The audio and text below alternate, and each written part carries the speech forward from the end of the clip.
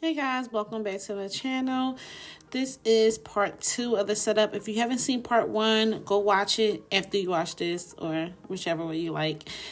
Before we get started, I'll be working on a gold frame, and the colors I'll be using will be blush inside blush, chocolate inside mocha, blush inside pearl white, and then a chrome gold.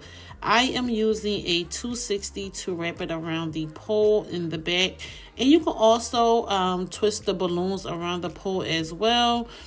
I probably just didn't feel like dealing with it, so I used the 260 because I keep them in my pocket. Once I get on site, I usually just pull a grab a lot of 260 and put it in my pocket.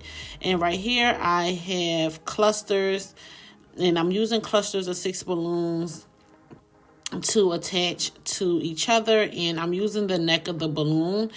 And so this is what I mentioned this in the first video if you guys missed it. So this was the rookie mistake I made. I didn't bring any more blush balloons on site. So I ran out of blush balloons. I had them at home. I just forgot to pack extra bags, which I usually do. Even if I know I'm not going to use them, I usually just bring all the colors I have with me. So everything you see on the floor as far as blush and that pearl white is what I had left. So I had to literally make sure that I strategically place the colors in certain spots so they can still look as if they were scattered and was a lot, even though I didn't have any more left. So that blush you see on the floor was my last blush. Same thing with that pearl white after I attached the one I'm using now. Those are my last one. I had 24-inch blush, so I was like, let me use that, play with it, see what I can do with it, and that's what I did. But I didn't have any more blush. And I was like, I didn't know. I wasn't panicking, but I'm like, we're going to get it done. Whether it's just going to be more gold and brown inside this setup and no blush. But I have other balloons. I just didn't have that color left. So I wanted to still make sure I put that color in places where you can still see it, even though it wasn't a lot in this actual setup. And another thing I mentioned on the last video, what I want to try next is, even though this is block coloring, each cluster is its own color, I want to try block coloring within maybe 3 or 4 clusters, all one color during the setups. When it's large, when it's smaller, I tend to try to break it up just so I can fit all colors in, depending on how many colors it is. But when it's smaller, or when it's bigger, I actually like visually, what I like to see is when the colors are all grouped together and spaced out, and not like gold, brown. I like a lot of gold and a lot of brown and a lot of blush.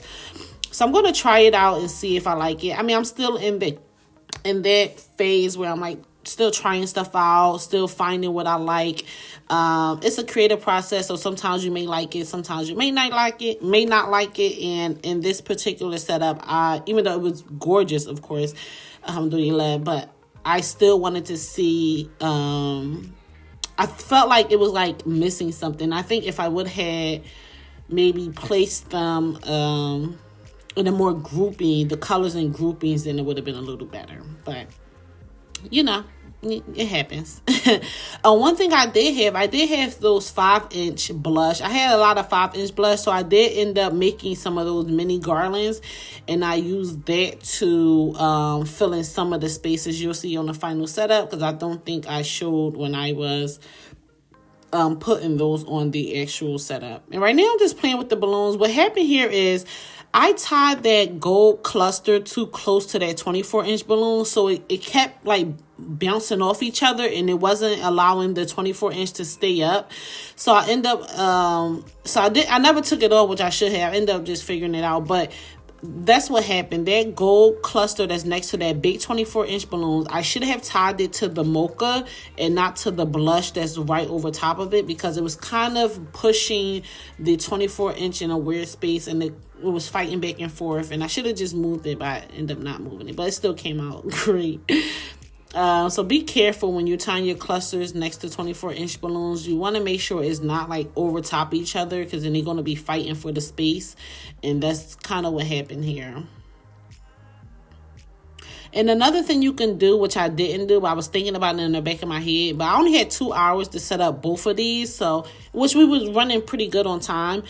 Shout out to Noelle, she helps me a lot. So one thing I wanted to do, because working with a lot of space in the back, what you can do sometimes is use 260 to basically come in to secure the, I guess, the back of your design a little bit more. So I could have took a 260 from the top where the balloon is all the way to the bottom, and it would have been there just holding space. That way the balloons wasn't falling back too much.